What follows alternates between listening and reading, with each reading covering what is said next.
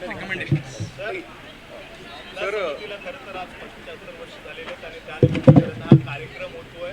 मात्र या कार्यक्रमावरूनच आता संदीप देशपांडेंनी एक प्रश्न उपस्थित केला की जे पोस्टर लावण्यात आलेलं आहे त्याच्यामध्ये मराठीचा उल्लेख करण्यात आलेला नाहीये. अशा प्रकारचं आज अंदाज समितीची 2 दिवसाची कॉन्फरन्स आज या ठिकाणी आपल्या विधान भवनात होती आहे. ही खरं म्हणजे आपल्या विधान भवनाचा देखील गौरव आहे, आपल्या राज्याचा गौरव आहे.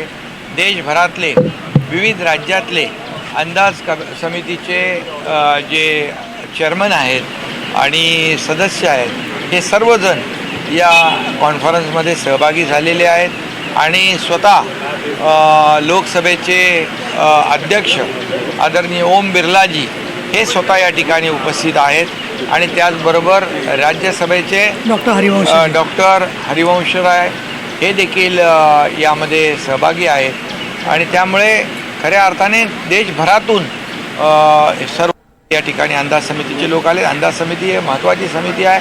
ही सरकारला अनेक विषयांमध्ये रिकमेंडेशन करू शकते. त्याचबरोबर फंड अलोकेशन जिथं झालेलं आहे त्या प्रोजेक्टवर देखरेख ठेवू शकते. त्या फंडचा वापर व्यवस्थित होतो आहे का, ती कामं व्यवस्थित होत आहेत का, याच्यावर देखील सरकारवर एक प्रकारे काम करून घेण्यासाठी देखील त्याचा ताळमेळ जो होतो आहे, बरोबर कामं होत आहेत की नाही याच्यावर अंकुश देखील ठेवण्याचं काम ही अंदाज समिती करते. ही अंदाज समिती महत्त्वाची आहे आणि त्याला अमृत महोत्सवी वर्ष आहे त्यांचं आणि ते अमृत महोत्सवी वर्षाच्या निमित्ताने 2 दिवसाची जी कॉन्फरन्स आहे, परिषद आहे, या आपल्या विधान भवनात होते. या परिषदेमध्ये देखील अनेक विषयांवर चर्चा सत्र आहे.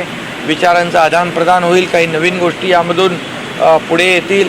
त्या राज्याच्या आणि देशाच्या हितासाठी परिणामकारक ठरतील आणि म्हणून मी सगळ्यांचं या देशभरातून आलेल्या सर्व जे एस्टिमेट कमिटीचे चेअरमन आणि सदस्यांचं मनापासून मी या ठिकाणी अभिनंदन करतो. मनापासून मी त्यांचं स्वागत करतो. परंतु समितीचं काम मराठीतच चालतं मुळामध्ये.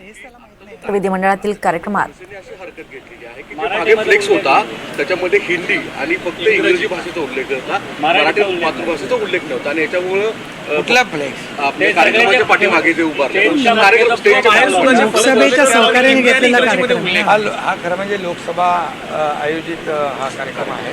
लोकसभेने आयोजित केलेला आहे आणि जे राज्य सरकार कार्यक्रम आयोजित करते त्यामध्ये तुम्हाला माहिती आहे सगळ्यात मोठा मराठी असतो आणि मराठी राहणार.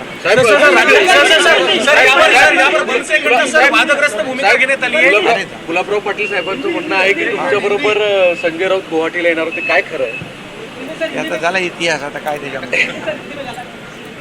हाँ, आज यहाँ पर एस्टिमेट कमेटी के चेयरमैन और मेंबर दोनों का पूरे देश भर से आए हुए जो चेयरमैन है और मेंबर्स हैं उनका मैं तहे दिल से स्वागत करता हूँ और इस कॉन्फ्रेंस के शुभारंभ के लिए लोकसभा के स्पीकर आदरणीय ओम बिरला जी आए हैं